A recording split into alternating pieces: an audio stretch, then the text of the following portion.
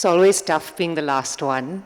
So I will try to not keep you from all the amazing founders. However, we do have a really exciting panel. We're going to be talking about India 2 and beyond. Today we have about 180 odd households which are in India 2 and beyond. And you've obviously heard our definition of India 2. That's going to grow to be about at least 350 million households by 2030. So we're talking about a sizable belly of the market and beyond.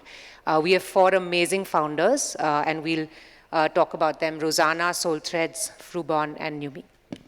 Hi, I'm Ankur, founder of Rozana.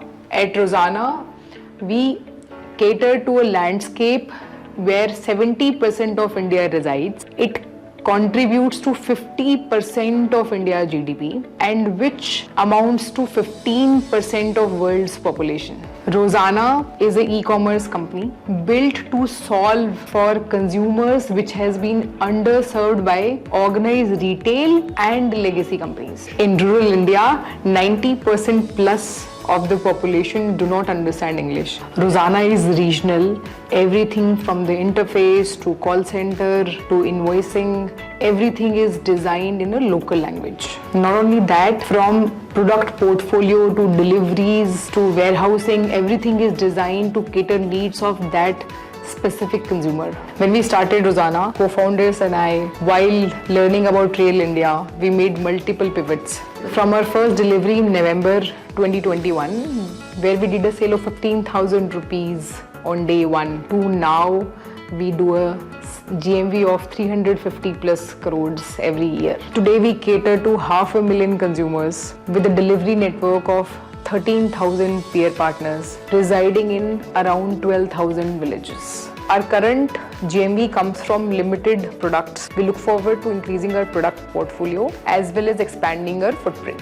We not only want to reshape the story of rural India, but also want to open the gateway for era of D2C brand designed for this consumer.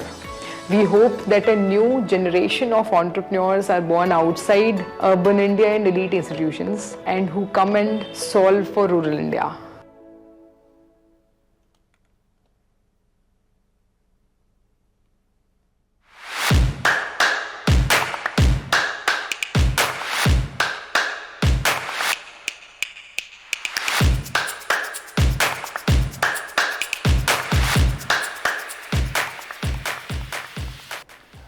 Soulthreads is bold, imaginative, disruptive, it's comfortable, and it's future ready.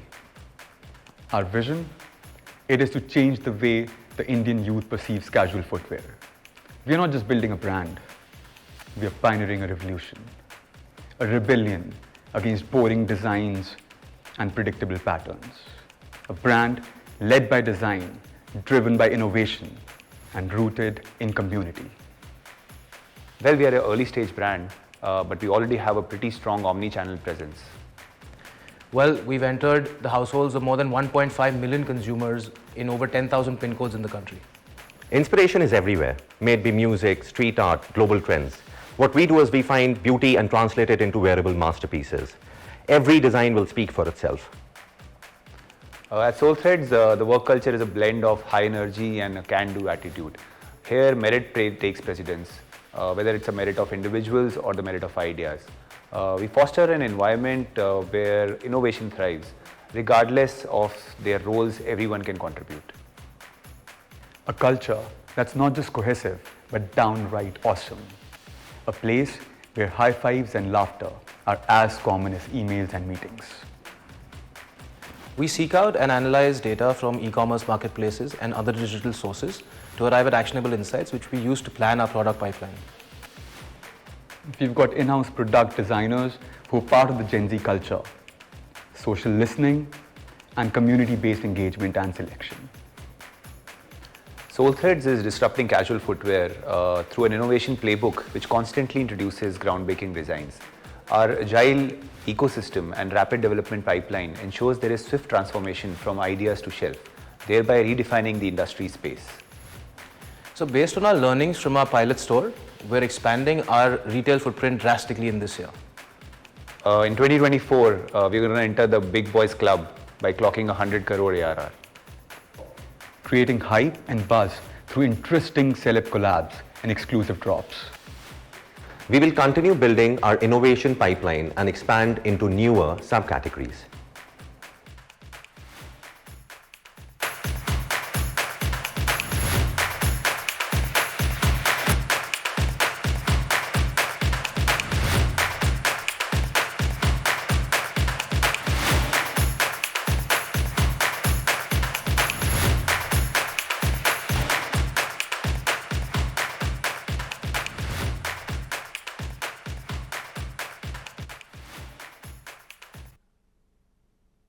Hi, we are Fruborn, an exciting ice cream, milk and dairy products brand based out of Jaipur.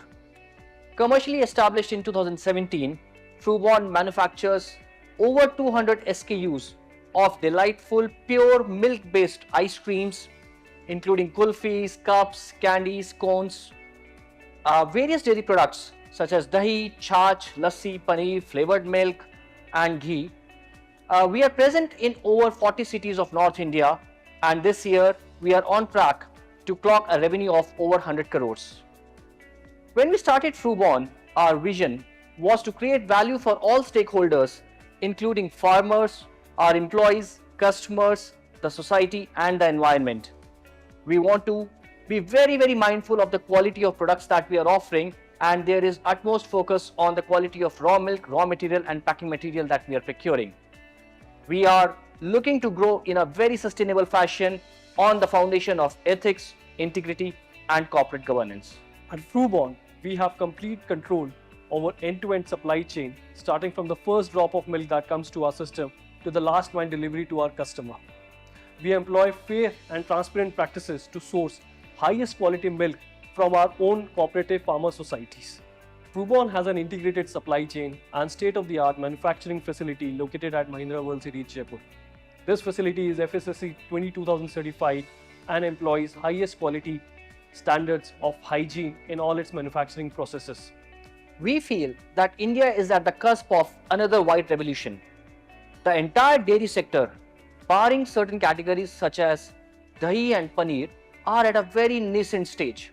Over the last few years, there is a growing awareness about health. Consumers are absolutely conscious about what they are consuming, their daily protein intake, vitamin intake, health-based beverages, immunity-based food products, and we feel this entire ecosystem will provide a great boost to the dairy sector. With the external macro environment favoring the dairy and the ice cream sector, we at Fruborn feel that we have a very strong team with the right mix of experience and global exposure. We have end-to-end control over the entire supply chain, and there is a very strong focus on innovation, integrity and transparency. With these factors, we feel that Fruborn is in a very strong position to achieve a turnover of 1,000 crores over the next 5 years. Hello everyone, I'm Sumit. I'm co-founder and CEO of Numi. Numi is a real-time fashion company for Gen Z women, where we launch thousands of latest trends instantly for our consumers. So the entire communication, the entire tonality, our Instagram page is all about Gen Z and the community of Gen Z. Before starting Numi, we spent a couple of months identifying about the consumer behavior in India. We identified that there's a tectonic shift happening where a new generation of consumer is emerging. This generation is called Gen Z. Typical fashion companies take 6 to 8 months to launch fashion in India, which is inspired from US and European trends. Today's generation wants fashion which is tailor-made for them and coming instantly to their wardrobes. Keeping all these insights and learnings together, we launched our journey exactly 18 months back. In the last 18 months, we have served more than 3.5 lakh customers across India. At the same time, our mobile app, which was launched 9 months back, saw 1 million plus downloads, and almost 80% of my consumers today buy from our mobile app. Today at Numi, we are in the annual revenue range of 100 to 200 crore. At the same time, we have very high ambitious targets for this year. We plan to scale between 5x to 6x by end of December 2024. Now, let me take you to the world of Numi. The logo of Numi is a pixelated chameleon. Pixelation just depicts that we are digital first brand, and Chameleon with its adaptability and color changes allows us to be a brand which is not confined by boundaries. The overall communication, the overall energy of the brand is where our customers connect with us. The amount of love we have seen in the last 18 months just makes us push ourselves more and more to bring a more impactful brand in next couple of years.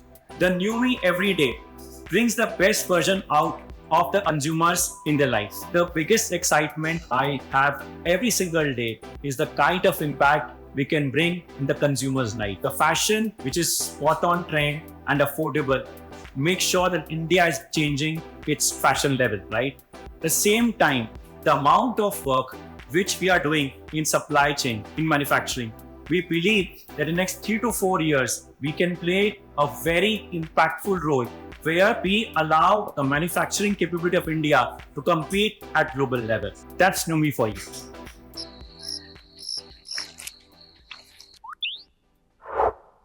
So with that, I would like to invite Ankur, Sumit, Sumant and Rahul on stage, please. Wow, this is, I think, the first panel where everyone has sat exactly below their face. So very excited about that. Yes, yes. I think we're the new kids on the block. Yeah. You're not following the rules, basically. No, firstly, thank you so much to all of you for being here. Really excited to talk for the next few 30 minutes or so. I thought we should divide this panel into two parts because India 2 and beyond, a lot of us are new to this and we're learning. So I thought one half, let's talk about consumer and the demand pool that's being created. And second part, let's talk about what that means for businesses, what that means for you guys in terms of product innovation, supply chain innovation, and what are the sort of moats you all are building in-house, right? So starting with the demand pool, I believe Gen Z is one big area that we've, at least at Fireside, spent a lot of time on. Sumant and Sumit, you all are really, I would say, experts in this space. So Sumit, why don't you start by telling us a little bit about this this demand pool? How are you at Numi catering to it? What is unique about it? And what is that one sort of differentiating factor? Sure, thank you again. So I think this journey started almost 3 years back. We, as 4 of us being male founders, had a tough time to figure out how the consumer is changing in India, especially women. And I think thanks to 4 of us, the amount of time we spent going on the ground, talking to a lot of consumers was very insightful. We realized very early that India's new generation, or we call them Gen Z, is about seeing something and getting it instantly, and that's what you see with the quick commerce also now. So fashion has to be disrupted there, and disruption can only happen when you solve fundamental things, be it the design level, be it the supply chain level, and be it the price point level, because this consumer is still just in colleges or doing their first, second job, and that time capital is not very accessible to them. So for them, they want to be aspirational, but they also want to have affordable brands there. So if a brand only preys on price, then you will get killed sometime, because someone will come and start burning more money and will play on price. But moment you are playing on aspirational is where the game changes. I think at Numi, thanks to my team, we were able to build that brand from day one, thanks to some of our mentors who kept us grounded at, that this brand has to be always about aspiration. The kind of Instagram we have built, I feel it's the most powerful tool that can create a lot of rage in our stores today. If we put a small post on Instagram about something, I'm sure next day our stores get flooded with kind of consumers. And that's the power of social media today. The spot on trend is very important for us. People who see something, they want it next day. They are not days where fashion used to be like 6-7 months old in India. If you look at traditional players, they're struggling there today because traditional cycles have been about 6 months launches, whereas to launch designs every single week, like we feel very, very proud about launching designs every single week. and looking at data then to figure out what's the hero, what's the non-hero, and scaling design chain. So I think those are things that changes the consumers today. And I think Gen Z, being a very, very digital native consumer class, exposed to internet so early in their life, they see it every single day. Their life spends goes on Instagram, social media channels. So the brands who are not playing that game will become obsolete. So I think that's been our secret sauce. Sumant, I'll pull you in as well. Sure. So just taking off from what Sumit mentioned, there are a couple of fundamental understandings that we have on Gen Z, or we believe that we have on Gen Z, right? And that's what we try to imbibe. I'll give you some examples. Some traits that are very, very core to Gen Z are, for example, they are extremely switched on, extremely exposed, right? And Sumit also mentioned about it, but let me give you an anecdote. One of the listed footwear brands in India, incumbent domestic footwear brands, obviously I won't take the name, but I was talking to a very senior planner there, and I was checking with him that, how do you come up with designs, and what is your thought process on cataloging, etc. He said that, look, we launch something in a tier 1 metro market or a mall, then we take it to a tier 2 in 1 year, then we take it to a tier 3, and then wholesale and whatnot, because the same trend will go to the wholesale market in the next 3 years. I'm like, dude, that is not how it happens anymore, right? So I think that is a fundamental thought process shift that we have in SoulThreads, right? And then everything naturally follows, right? But honestly, this is just hygiene, right? Being ahead of its curve in terms of design, aesthetics, trends, etc., is something that is a qualifier for brands like us. It is not a winning formulation for brands like us. Because then if you further try and understand Gen Z, they are also very aspirational. They're ready to give you premium, right? And finally, new age brands are also all about premiumization, right? Like he said, we're not about pricing. So the kind of brand experience, the kind of product experience that you might want to give them has to be class apart, right? Whenever they interact with your brand, whenever they walk into your store, whenever they walk into your Insta, whenever they send you a complaint, right? For example, I'll give you a very small example, but one of the sections on our website is abuse us, right? That's a section, right? It's not customer You get a lot of complaints on that? Yeah, everyone does, right? Everyone does. You're running a D2C show, and you will get complaints. Things will get messed up, right? But the section is called abusers because we want to relate with them. ठीक है यार, you are frustrated, गाली दे दो. It's okay, right? But that is how they connect with us, right? And then this is what gives you an edge. But finally, the third step would be, establishing a brand. You have to connect with them at an emotional level. And these people, for example, you can't just sign up a Bollywood celeb.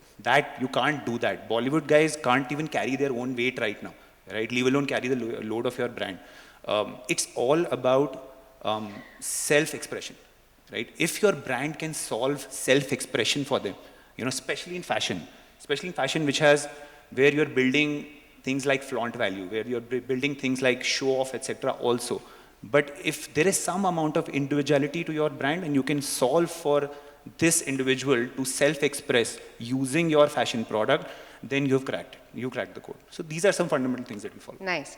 I think both of you talked about product, engineering, and aspiration. And I want to now shift to Ankur and Rahul, because I think in both of your spaces, I know you all are doing a lot of value engineering, especially at Frubon, on product. And you've given me some amazing numbers in terms of how there's so much aspiration even in rural. Could you, maybe Ankur, if you want to start talking a little bit about that, and then we'll get to Rahul. Yeah, maybe. So whatever I have been hearing today since morning, saw so many amazing entrepreneurs, so many mentors talking. I think our segment where we work as a company is a segment where probably all of us have forgotten about. That's an India which probably is not defined by any tier. The consumer so most probably everything we talked about today is a subset of the consumer that we are serving today. So we service in an area where all the legacy brands, and Rishabh sitting here, I'm complaining to him also. So mostly all the legacy brands have not been able to serve that consumers like they deserve. And when we talk about Gen Z, when we talk about Instagram, or when we talk about tech adoption, the meaning of everything changes. But fundamentally, human beings are same. Just like you would have an aspiration, I would have an aspiration. The consumer living in villages also has the same aspiration. we have alluded very well in agricultural space for that consumer, but in any other segment, not in fashion, not in shoes, not in cosmetics, not in food, we have not understood that consumer fundamentally at all. So because they're aspirational, they end up buying whatever we make for them, just like Sumant mentioned, that a company will make a product and eventually it will go to that particular consumer, but we have not understood the need of that consumer at all. So we as entrepreneurs, as industries, I think need to know that consumer a little more. So what is the meaning of technology for them? What is the meaning of a product that they consume, the taste profiles of that consumer? How will they have access to that particular product? Are so far away from our imagination that we have not touched the consumer at all. So it is such an underserved consumer. So when we talk about aspiration, yeah, they are aspiration just like every human being is. So they are, so like I was giving you some data points. Generally, I keep on giving some very nice examples from what I see in villages every day. We did a small, I like to quote a couple of them. We did a small experiment on cosmetics last year. The highest selling product was a red lipstick. We got stumped by the kind of reaction we got from all the villagers ki red lipstick chahiye yaar. We never thought ki red lipstick will become such a crazy product. I quote it so often. Another example, we launched macaroni there. Pehle Maggi launch kiya tha, Maggi couldn't give us enough supply of the product. So we asked our consumer, will you try macaroni? Macaroni became one of the highest selling products in the category within a quarter. So whatever we give to the consumer, last year we were selling staples and we were selling non-branded products. We suddenly changed and we thought, let us attempt to sell some branded products. We immediately started with branded products and we realized our sales went from non-branded to branded just as per the availability. If we make available product A starts selling. If we make product B available, product B starts selling. So irrespective of branded, unbranded, initially our mindset was probably they will buy only cheaper product, only staples. That completely changed as soon as we introduced this new brands to those consumers, new products to those consumers. So yes, the aspirations, in my opinion, it is intrinsic to human being and it is as much, they will be as much aspirational as you and I will be. That is true. The consumer is absolutely same, it's just that we have not made products to them and we have deprived them of the opportunity, and that's why I feel is the only reason we feel that now the consumer has become aspirational. Probably we are reaching out to the consumer for the first time. So that's the consumer we service. Amazing insight. Thanks. Thank you, Sujay. Thank you, Fireside. Completely agree with what Ankur has to say. I think with respect to rural India, tier 3 towns, tier 2 towns, we at FruBorn realized very early that they also have aspirations. They also want their kids to have healthy, yummy, delicious ice creams, food products, beverages, and it's not just tier 1 or the metros who want it. So the obvious problem is of accessibility, which we'll discuss in a bit, but I'll give you a couple of examples with respect to product innovation in 2 different categories. When we think about flavors in ice cream such as chili guava, sitafal, blueberry, banana caramel, the obvious imagery that comes to mind is a nice parlor in Bangalore or Bombay or Delhi. How do we make this accessible to a consumer in Jhunjhunu, Meerut, Agra, and whether we understand that the consumer there aspires to try all of these flavors. So we have cappuccino choco bar, which is present in every deep freezer in small towns of tier 1, tier 2, tier 3 and rural India. So it is very obvious that it is a question of accessibility and providing the right product, which in a specific cities in a parlor format, providing it in a consumer format in a smaller SKU to that consumer. We talk about guilt-free ice creams and whey-based ice creams. So that consumer is evolving, but that's still a niche consumer. I feel there is a big part of India who just wants ice cream. Give us delicious, yummy ice creams. We'll worry about the guilt a bit later. I think as long as we can answer that question, we can provide those SKUs in some shape and form. I think that's a big problem to solve. Similarly, By the way, Rahul has not been able to bring us all ice cream oh today. no, we He's- did. So he's been talking a lot about these amazing flavors, but getting us all our mouth watering. So post COVID, there is obviously this health based, immunity based, all of that, all of you are aware of. I'll talk about one specific category, lassi. So I'm from Jaipur, and if you come to Jaipur and you ask someone, where do I get lassi? He'll say, go to MI Road and there's this lassi wala. So that entire sector till a few years back was still unorganized. Now you will see some players with a plain sweet lassi.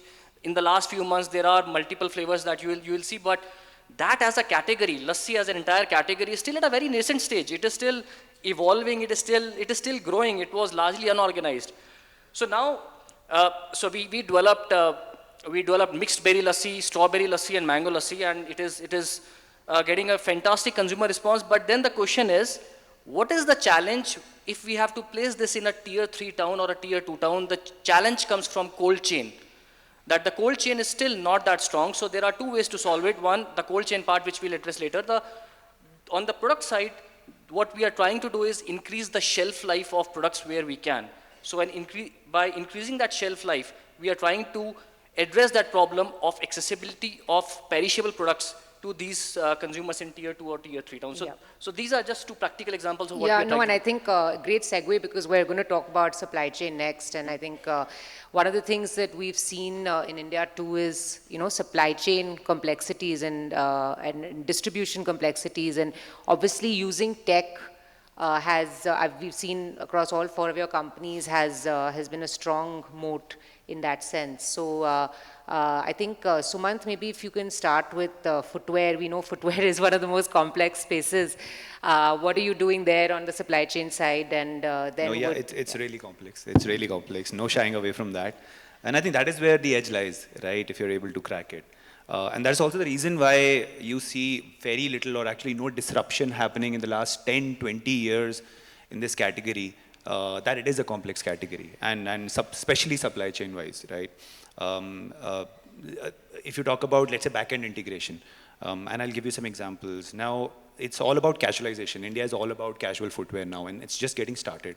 But till now, all innovation, all product development, all great designing, etc., was just outsourced to China, Vietnam, etc. No one has even thought of developing that ecosystem in India, right? So when we started, we spent the first couple of years just setting that up, right? Just setting our brand for success. But we knew that, this problem where we are establishing an in-house design lab, doing many-to-many connections between component suppliers, vendors, sole makers, upper makers, etc., and then to, finished good manufacturers. Establishing that complex, connection matrix is what we were doing for the first 2 years. And that is really playing well for us right now, right? And that is what our edge is. And that is where the consumer is already evolved. The consumer wants designs because he's exposed, like we discussed earlier, right? But without solving this, no brand can even dream of catching the fancy of the young consumer in this segment. But that is something that we've largely been able to crack. We're still working. We will always be working on staying ahead of ahead of its time in terms of design capabilities, product capabilities. But it's a huge problem that we're trying to solve, right? Even if I talk about being forward integrated, we as a young brand became omni-channel very, very soon, right? And it's all cool to become omni-channel, but then the kind of we opened distribution, we opened LFR outlets, and then we opened our own stores, and then we had D2C, and then we were great sellers on Amazon, right? The kind of complexity, and then you also have your matrices of sizes and different articles in footwear, right?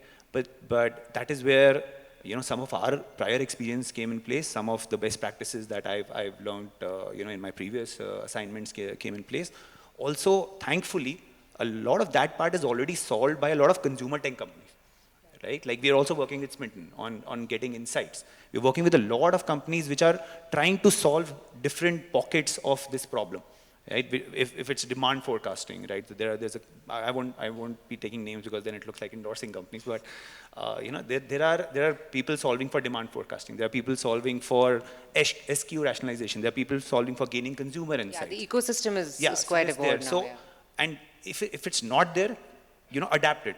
There are some ready-to-pick solutions, and then there are solutions which you can adapt to your own need and stuff, but that is what effectively solves for all the complexity. You just break it down into different transaction points or operation points with the consumer, and then there are specialists who are anyways working for it, like payment problems and whatnot, right? So that's what's been working for us. And Rahul, I know you, from a supply chain perspective, work with many farmers, and of course, there's dairy in itself has a complex supply chain as well, and then you have the additional challenge of converting those into value-add products. Can you tell us a little bit about how you are doing that? Sure. So we are procuring milk from 5,000 farmer families. This milk from 5,000 farmer families comes to 150 village-level societies, from where it goes to 3 milk chilling centers, from where it comes to the manufacturing unit, and then it goes for distribution to 40 different cities. And this entire chain is temperature sensitive. It is cold chain sensitive. So how do we maintain this? And there are two aspects to maintaining that quality. One is being very transparent with the farmers and having their trust that the quality of milk that we have to give has to be of very good quality. And second, to maintain the cold chain. On the transparency part, on the integrity aspect, what we have done is, so every time a farmer comes to a village level society and pours some milk, immediately an SMS goes. So we have used technology to ensure that there is transparency at every step of milk collection. So the SMS goes to the farmer, and that SMS can be accessed at any point in the future. Likewise, when this collected milk comes to the chilling center, there is a software which collects the weight, the fat, the SNF, and that gets logged in. You cannot edit it after a month or after 2 days, that gets logged in. So that entire technology builds in a lot of trust and faith in the farmers. Fruborn is transparent with respect to their milk collection practices. On the cold chain, we have invested a lot in terms of setting up cold stores at our manufacturing unit, setting up silos at the chilling center. We have invested in the logistics. So we have our own refrigerated vehicles. And finally, for the last mile, we are developing market infrastructure in the form of deep freezers for ice creams, visi-coolers for milk products. So that basically ensures that the entire supply chain, from the first drop of milk to the last mile, has some control with respect to the cold chain. So these are some of the things which we are doing. So I think technology clearly is coming out, and I think, Sumit, you guys have, in a traditionally high inventory industry, flipped the equation and said, let's use tech to make this almost zero inventory. Can you talk about that a little bit? Yeah, I think, again, these were the things that the challenged us from day one. I think I always tell in my team that as a company, we've always been clear that we'll not have anybody from fashion industry, because I think disruption happens from outside the industry, and there are multiple companies globally who have proven it time and again. I think what we have done is, when we're starting journey, we were launching 50 designs a day, and we had like 50 MOQs per design. But realize, if you want to scale the business, this 50 will start hurting us, because the Pareto in a business like us, like top 5% designs drive 90% of your sales. And that no AI can tell you. Let me put very clearly, no matter how much AI talk, at least on that front, what the human brain will like, it's not possible to detect on AI also. They can generate more things, but not on this front. So I think the beauty is that you have to build supply chain which is extremely nimble, agile, and can take demand shocks. Because at the same time, there are designs which you will make 5,000 pieces, designs you only make 5 pieces. Now, to do that, and in a country, India, where it's predominantly a very high MOQ business, Shuchi, you know more than me on this front. When we went out and said that we want to challenge this, we were shown doors by multiple factory owners that don't come next time. And I think that was the first challenge that we took, that let's solve this. And I think it's a very strong patience game there. I don't know, like maybe 70, 80 iterations failed over 8 to 10 months. But every day we were coming back and said, let's do it again. Okay, every day we were trying to make sure that can we make it 50 became 30, 30 became 15, 15 over time became 0. And still we feel proud at 0, can we also now optimize there as well? How do we, because then you have to also see at scale today, we are touching revenues where we are launching 500 designs a day. how do you also ensure that you, because we as a company pay our suppliers on time. Industry pays in 6 to 8 months, we pay in 30 days. And we want to make sure this again is a very different factor for our contribution to the entire country. Again, I said, supply chain is where Numi will be built differently. Internally, I think I can tell you we're not a fashion company internally. We're a complete data and technology company which sells fashion. And that's a DNA we have built from day one. The entire company, the age of the team is 23, 24, and most of them, it's their first employment. So I think that allows us to really push the barrier every single day. And I think technology is the core of what we are doing. And if we want to build a global company from here in next 5-6 years, I think the only differentiation will be technology play. If that gets stuck, we'll be in problem. If you're able to overcome those situations, I think what we're doing today is groundbreaking. I personally feel that. And in next 8 to 10 months, we can be a different level of business at our level. So I think technology has to play a big role.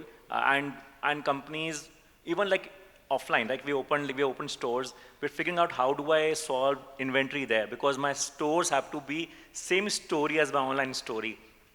I can't have stores where the inventory is not changing in, say, 45 days. Inventory changes in 15 days in my store. It's a complete, again, a quick commerce model. And we have always thought our products as a grocery business with a shelf life of 40 days. Okay. That's really creative. I mean, I never, fashion and grocery, that's awesome. So that's how we learned that, how do you learn from industries? When we went out to open the store, the idea was, yes, we have to be affordable. We have to keep a price which is customer friendly, but it should not come as sasta.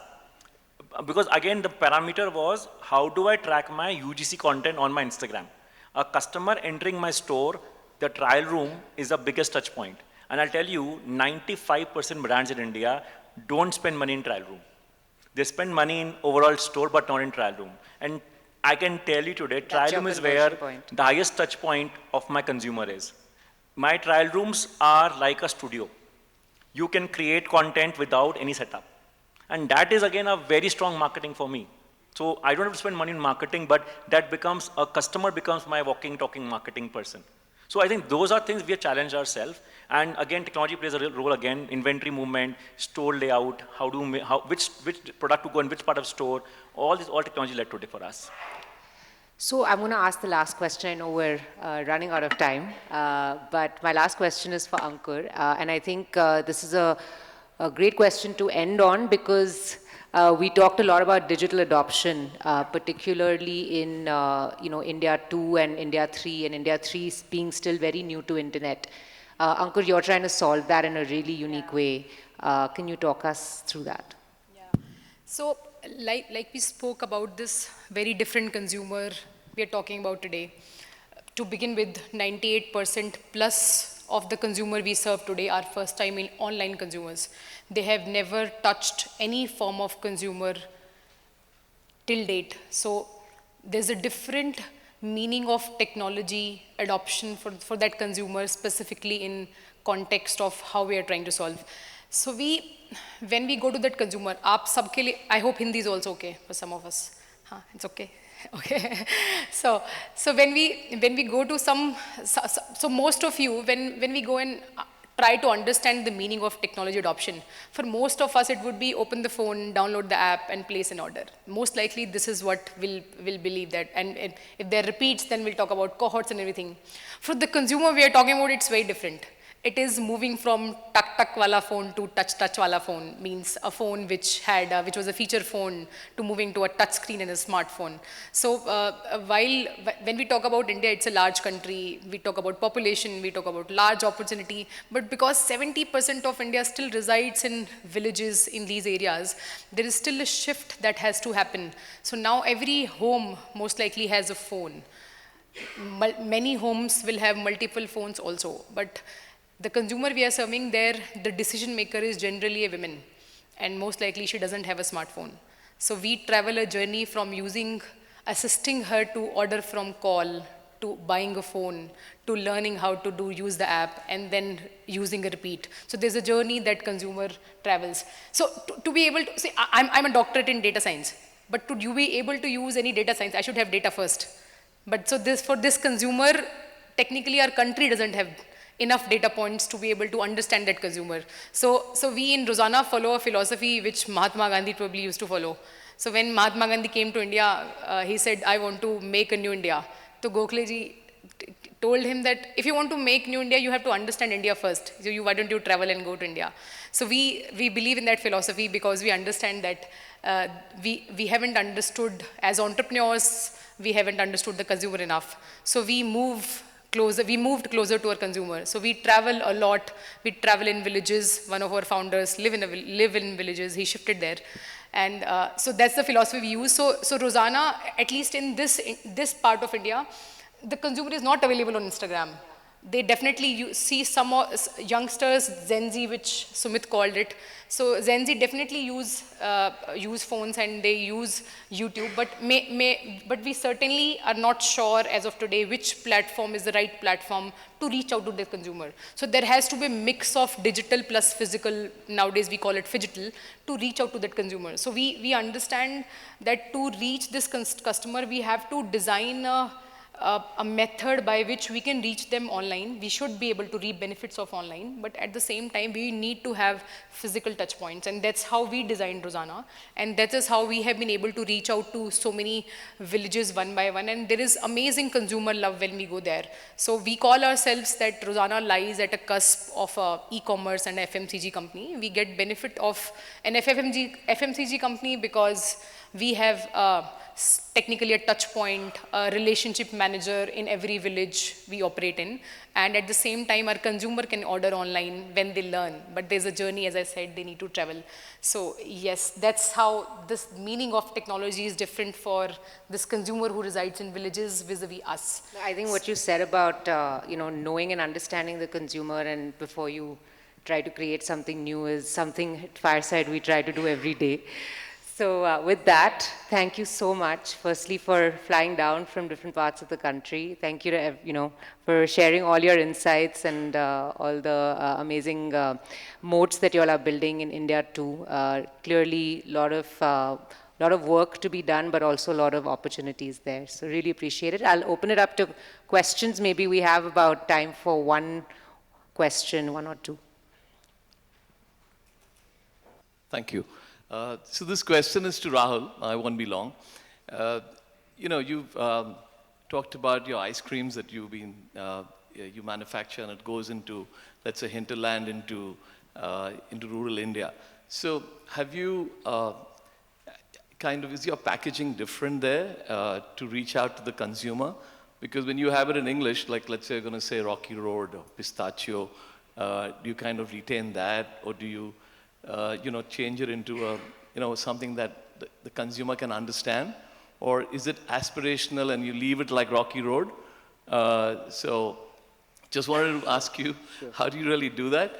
Because so we are still debating internally with respect to having Hindi because the area where we operate, it's largely Hindi, so that is still under consideration, but I'll give you a few examples. So we were talking about those parlor flavors. So what we did was we created a tub, a 300 ml Chiku tub. So Chiku in Hindi is Chiku, and we price it at 99 rupees. So that with a Chiku imagery, every consumer understands that this is Chiku tub. He doesn't have to travel to a parlor. That Chiku tub is available in the freezer. So there are multiple such packaging related changes which we have done, whereby we have tried to bring the same flavors in different formats, be it a Rajbhog kulfi or a cappuccino chocolate bar or a Sitafal tub. We have tried to put it in a way which every child can understand.